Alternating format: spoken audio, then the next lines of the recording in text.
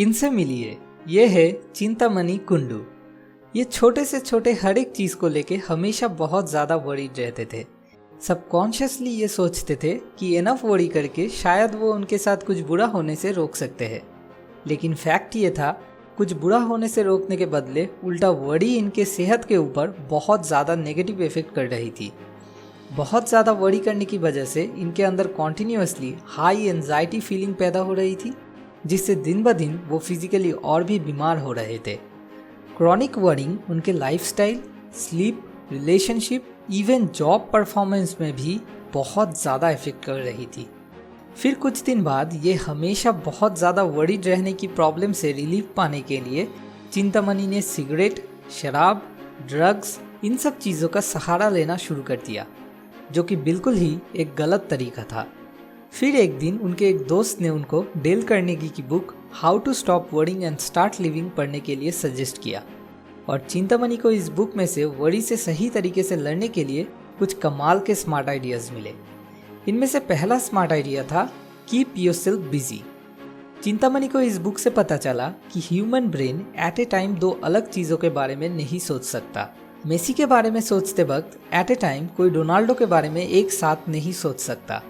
एक ही मोमेंट पे या तो मेसी के बारे में सोचना होगा या फिर रोनाल्डो के बारे में। तो चिंतामणि ने आइडिया निकाला, अगर वो जिस काम से प्यार करते हैं उस काम को लेके बिजी रहे, उस बारे में ही सोचते रहे, तो वो एक साथ किसी दूसरे चीज़ को लेके वरी नहीं कर पाएंगे। उन्होंने अगले ही दिन इस आइडिया को अप्लाई किया और उनके 25% वरीज आनी ही बंद हो गई। अब दूसरा स्मार्ट आइडिया जो चिंतामणि को मिला था वो है एक्सेप्टिंग द वर्स्ट। मतलब बुरे से बुरा जो हो सकता है उसे पहले से ही मेंटली एक्सेप्ट कर लेना, उसके बाद कैसे उस वर्स्ट को थोड़ा सा भी ज़्यादा बेटर किया जा सकता है उसके लिए रास्ते ढूंढ निकाल के स्टेप्स लेना। तो एक दिन ऐसा हुआ, अगले दिन सुबह चिंतामणि को बहुत लोगों के सामने एक स्पीच देना था और वो इसको लेके बहुत ज़्यादा वरी कर रहे थे। तो उन्होंने ऐसे में वरी से लड़ने के लिए इस स्मार्ट आइडिया को अप्लाई किया। चिंतामणि ने सोचा कि बुरे से बुरा क्या हो सकता है, शायद वो स्पीच देते देते बीच में अटक जाएंगे तो उससे उन्हें फांसी तो नहीं लग जाएगा। ज़्यादा से ज़्यादा कोई एक बंदा होगा जो अपने मन में उनको बेवकूफ़ कहेगा। जैसे ही चिंतामणि ने यह समझ लिया कि वर्स्ट क्या हो सकता है और उससे पहले से ही मेंटली एक्सेप्ट भी कर लिया, उनके वरीज ऑलमोस्ट 50% कम हो गए। थर्ड स्मार्ट आइडिया था applying the law of average. मतलब कोई चीज़ जिससे लेके बहुत ज़्यादा वरी हो रहा है वो घटना घटने की पॉसिबिलिटी क्या है वो समझ लेना। जब चिंतामणि जी पहली बार एरोप्लेन में ट्रैवल करने के लिए गए थे तो प्लेन में उठने से पहले उनके अंदर एक अजीब सा डर आने लगा कि अगर ये प्लेन क्रैश हो गया तो मेरे फैमिली का क्या होगा। लिटरली चिंतामणि जी इतना ज़्यादा वरीड होने लगे कि उनके तबीयत भी खराब होने लगा।